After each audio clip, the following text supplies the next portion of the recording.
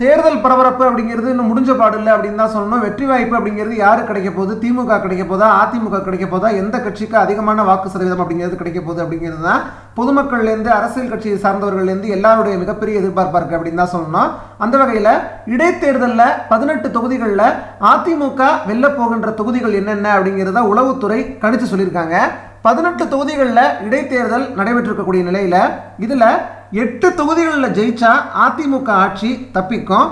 இந்த 18 தொகுதிகளில் 6 தொகுதிகளில் மட்டுமே அதிமுக வெற்றி பெறும் அப்படின்னு அந்த தொகுதிகளை உளவுத்துறை பட்டியலிட்டிருக்காங்க.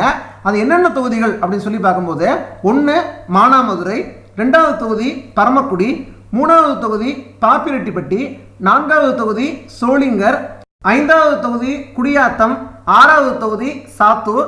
இந்த 6 தொகுதிகளில் அதிமுக வெற்றி பெறும் அப்படின்னு சொல்லி உளவுத்துறை கணிச்சிருக்காங்க. இதனால அடுத்து நடக்க இருக்கக்கூடிய 4 தொகுதி இடைத்தேர்தலையும் சேர்த்து ஆட்சியை தக்க வைக்க மொத்தம் 10 தொகுதிகளை அதிமுக கைப்பற்ற வேண்டிய கட்டாய நெருக்கடிக்கு உள்ளாக்கப்பட்டிருக்கு அப்படின்னு தான் சொல்லணும்.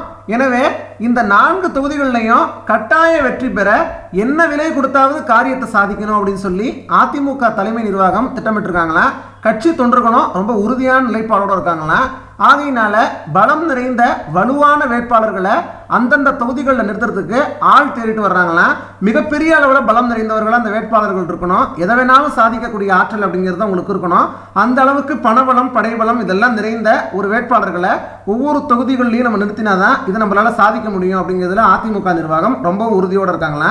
இந்த தகவல் பற்றின உங்களுடைய கருத்துக்கள் என்ன? மேலும் இடைத்தேர்தலில் யார் ஜெயிப்பாங்க நீங்கள் நினைக்கிறீங்க அப்படிங்கிறத கீழே உள்ள கமெண்ட் பாக்ஸில் பதிவு பண்ணுங்கள். இந்த வீடியோ பற்றின உங்களுடைய கருத்துக்களையும் கீழே உள்ள கமெண்ட் பாக்ஸில் பதிவு பண்ணுங்கள்.